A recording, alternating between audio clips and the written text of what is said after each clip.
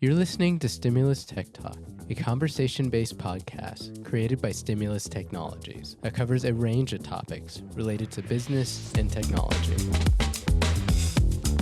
Welcome to Stimulus Tech Talk. I'm Sherry Lipp, the marketing manager at Stimulus Technologies, and I am here with our CEO and founder of Stimulus Technologies, Nathan Whittacre. And today we are going to be talking about compliance, specifically for dental practices and HIPAA, but anybody can probably take a little note from it. Welcome, Nathan. Thanks, Sherry.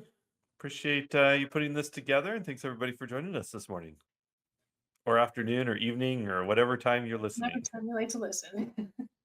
We have talked about compliance before, but what do we think about more when we're talking about dental practices and HIPAA?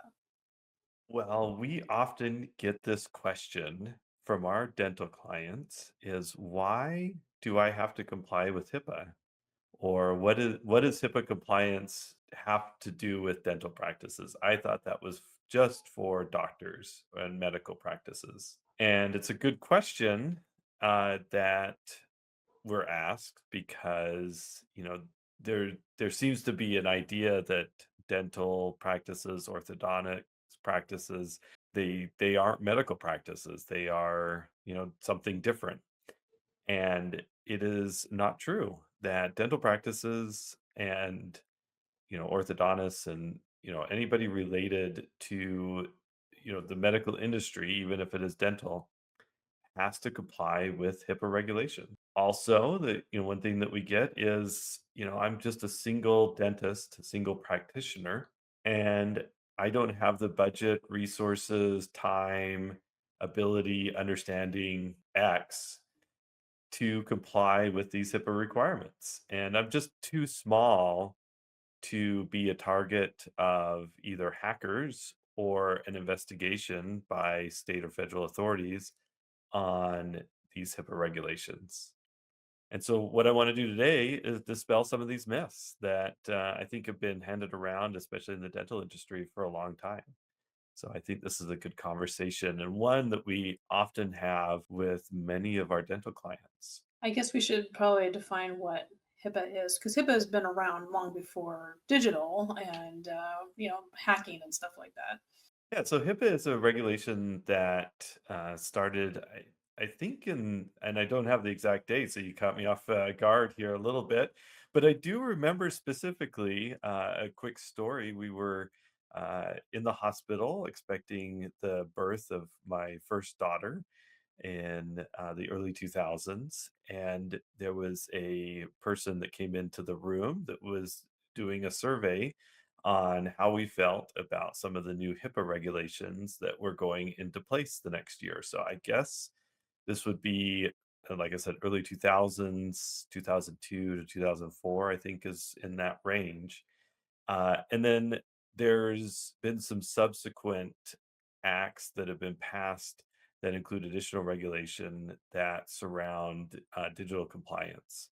And so it's a regulatory framework for the health industry around, confidentiality of patient data. So if we look at the overarching goal is to ensure that the personal health information that doctors and anybody in the medical industry might have are protected from getting leaked out.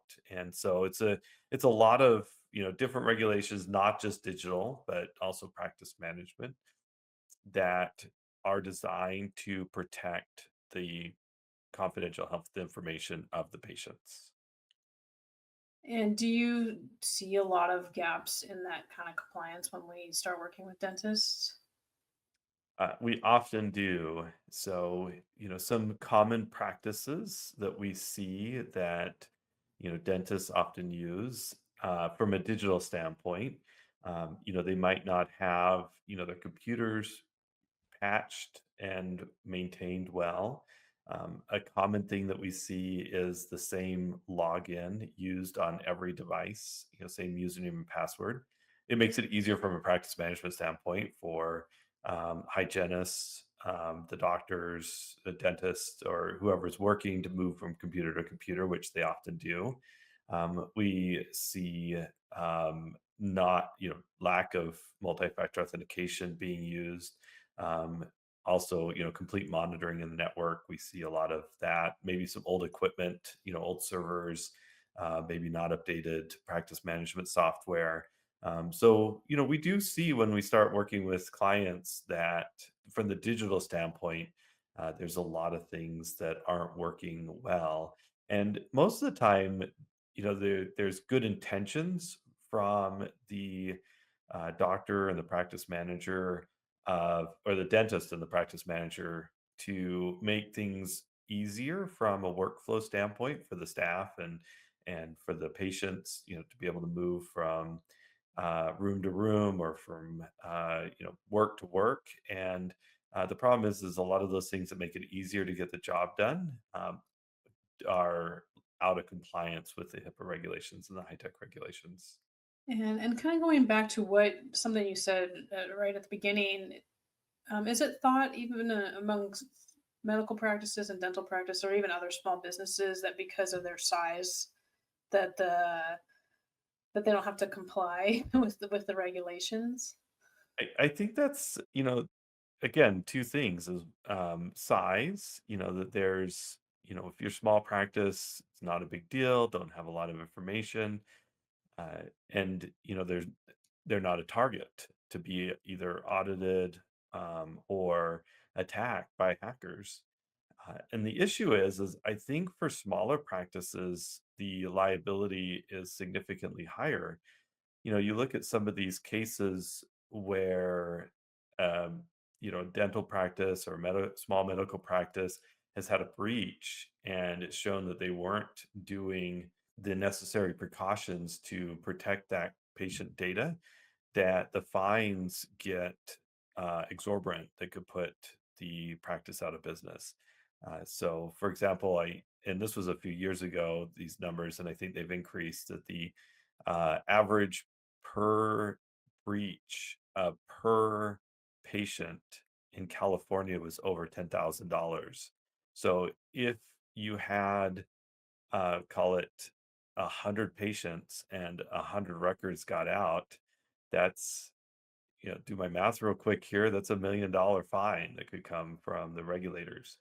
And, that's insurance isn't going to easily take care of that, because a lot of small practices can't even get insurance, that covers that much. You might be able to get $100,000 worth of cyber liability insurance, and they'll help you recover the data, but they're certainly not, there's not enough to cover those fines that could come out. So that's I think where small practices could be potentially extremely liable, that even a small breach for a small practice that's discovered and reported could put that dentist or medical office out of business. A lot of dental offices are probably, well, we keep our any paper files locked up and our online files secure. So what do they need to do to be HIPAA compliant? There's a few steps that, and these are just really general things that we've talked about on this podcast a number of times. You need to have all your data encrypted, including backup data. So from a digital standpoint, all data needs to be encrypted. So if you have, a patient management system that's all online, one of the things that we often find is that some of that patient data gets downloaded in the form of PDFs or, local stored files. And so we need to ensure that all the data, wherever it lives, whether it's in the cloud or, ends up on a desktop somewhere, that that's fully encrypted. So we want to make sure that all the devices across the network have full disk encryption. We need to make sure that the backups that are happening regularly are fully encrypted. Some other things that are really important is each device, each computer should have an individual uh, login for each user. So, but we want to make sure that each user, that all your hygienists, the dentist at the office, your practice manager, and the front desk people all have individual and unique logins, and they're using those to log into all their computers. There should be lockouts on the computer, which means that if you walk away within a short period of time, the computer automatically locks. That's to prevent, somebody else or, a patient or, a vendor that's sitting in the office being able to, you know, walk over to the computer and pull down patient data. We need to make sure that we have multi-factor authentication turned on all the users, especially for email and the practice management access, especially if it's in the cloud. And then we need to just do the general work that we have, antivirus or EDR turned on all the computers, patch management, making sure that the operating systems are up to date, that your practice management system is getting and receiving regular updates, and just there's good hygiene, pun intended, for all the devices on the network. So that includes email. I get texts. Usually it's just appointment reminders, but from the dentist. How do they manage to make sure? How do we help them manage those kinds of things? Part of that is, ensuring that that whole practice management system is also, fully HIPAA compliant. You should have a BAA with your IT vendor. If you're using, Stimulus Technologies, make sure that we've signed a BAA, which is a business agreement, and that is set up between you and all your vendors.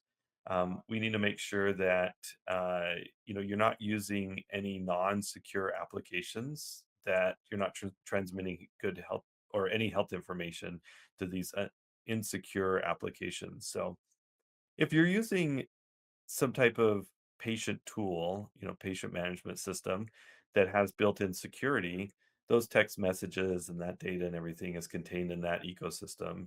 And and if you have a BAA with that vendor, then you can have confidence that they're taking care of your data or the liability is on them for, any breach that happens. Other things that we could do to help is, in your email system, the communication with patients, ensuring that you're using encryption.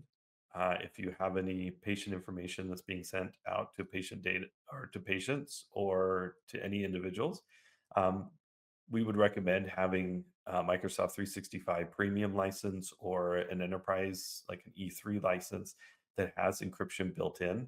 And so that you can, send that securely, or you have some type of secure portal for patients to log into to receive their patient data. So we can help you with that and get that set up. The other thing is making sure that you don't have staff texting or messaging through personal emails or using their personal phones to connect with patients. Everything should go through all the tools and everything you're using in the office to communicate, because those have secure mechanisms, and there may be extra steps that you have to go through to use those, that your staff might get frustrated with, because it might be slower.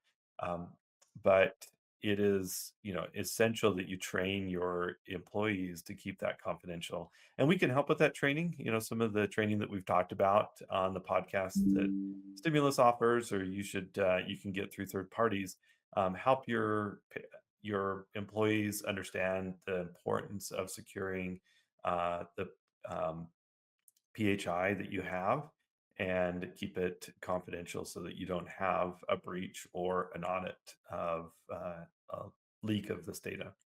Can you explain a little bit more about like what the business associated agreement is, and do you find that it's overlooked sometimes with dental practices? I think so. The BAA is often overlooked. It is an agreement that if you have a compliance company that comes in and helps you set up your HIPAA compliance, which we would recommend doing, is having a third party come in and help you set all this up. You could also have an attorney do it, but it might be a little bit more expensive. But it's an agreement that you would sign with all your vendors, and it assigns, what their responsibility is to secure your data. And it's like an extended NDA, but it also sets up who's responsible for what and the limitations on data that can be shared. But I kind of think of it as a working non-disclosure agreement and data protection agreement that you would have with all your vendors. And so it's important that you have those with all your vendors. If you have an IT vendor, if you have a software vendor, if you have a vendor that you're buying supplies from, it would be good to have a BAA in place for all your vendors that you're working with. So that was going to be my next question is, do vendors, like us, do we have access to those patient records? And what is the recourse if there is a breach on that side of things, on your vendor side of things?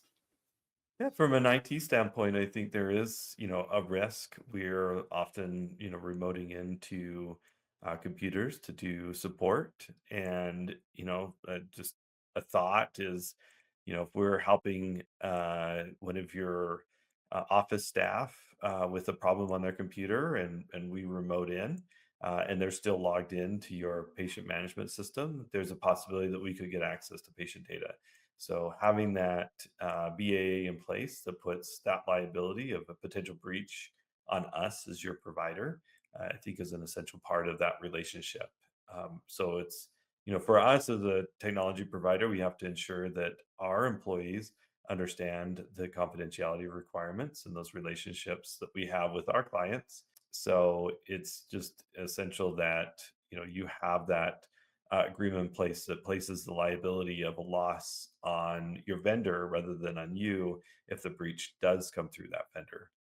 And so when a dentist and dental office is looking for IT support, obviously this is something beyond, just general IT support. How do they know? How do they know what to look for in somebody like us or another provider? I think having a trusted provider that is familiar with the industry, that is willing to take on that liability. One thing you might want to ask your provider is what kind of errors and emissions and cyber liability insurance that they carry, and would that protect them and you in the event of a breach.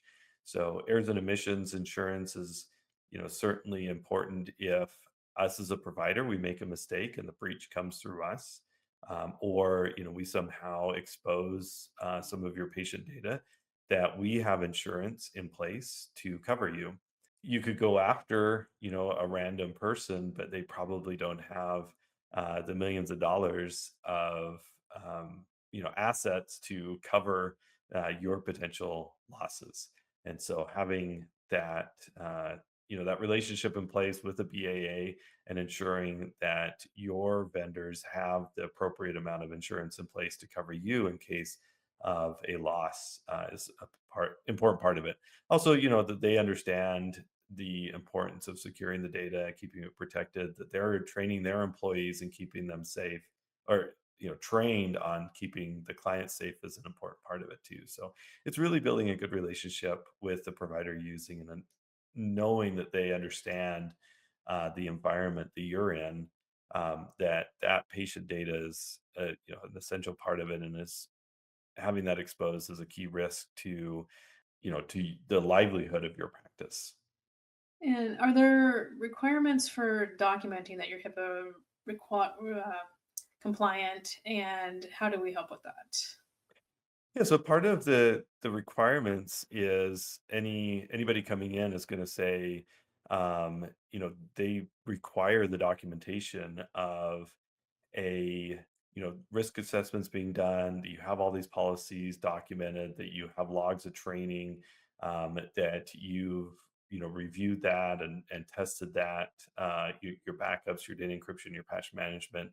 And you have to be able to show that, not just say, oh yeah, we did that. You have to show and log that. So if an auditor did come in, let's say you did have a breach and an auditor came in and you showed them that we're doing all this and we've been really trying hard to protect, but we still had a breach. An auditor is going to say, well, we see that you're doing everything right. There's, it's really unfortunate that a hacker got in, but there's no fines because you've done everything correctly. So having that documentation in place is an essential part of successfully passing an audit, as whether it's a state or a federal audit that might happen. And where they are on their HIPAA compliance, is that something that's part of our network assessment when we come in and first meet with them? Yeah, we can talk to them about it. We have some recommended companies that we work with. to do a full audit from a HIPAA compliance and help them put all these things in practice. And we work hand in hand with these companies to ensure that you're in full compliance. So it's an essential part of the process, but we will do an initial assessment and look to see where we're at. And these are some of the questions that we would ask, depending on the type of information that you have. If you have the BAs in place, if you're documenting all your processes and policies. So that is a conversation that we would have during a risk assessment and an analysis. And are there any other myths that I didn't get to? We were talking about dispelling some myths about HIPAA. Do you find that the dentists themselves are familiar with HIPAA, or do they kind of rely on an office manager? I think that there is at least some familiarity with what HIPAA is. And again, I think, especially for smaller dental practices, there's this thought that um, it's they're too small, uh, and or it doesn't affect them because it's not medical data; it's just dental data. But that those are the biggest myths that we see. So it's essential. Well, I guess maybe a third myth that we see is that you can buy a little bit of protection uh, from a third party that would come in and put some um, do a scan periodically of your network and you're protected. But it is really a comprehensive approach that you have to do to be fully protected, and it's not terribly expensive, but it's an essential insurance policy to ensure that your patient data is protected, that your reputation is protected, and that your livelihood is protected. And if somebody who's listening to this is not sure where they stand on their compliance, what should they do? What's the first steps they should take? Give us a Give us a call. call. Check our website, and we can come in and do an assessment. We can talk to you about it. Um, See where you're at. It's a free assessment. Happy to take the time to look at where you're at, and then what, depending on where you're at, we would have some recommendations on to get started from an IT and cybersecurity perspective, and then working with a consultant to come in and get those BAs in place and ensure that you have good documented processes that are being appropriately followed inside your practice to ensure that you would pass an audit, and on top of that, that you have a good practice, that you're keeping your patient data secure, and that your patients have confidence that you're not just taking care of their teeth, but you're taking care of their private health information. All right. Well, thanks, Nathan. Very useful advice, especially, obviously for dental practices, but a reminder for everybody that compliance is important. Protecting data is important. Absolutely. All right. Thanks, everybody.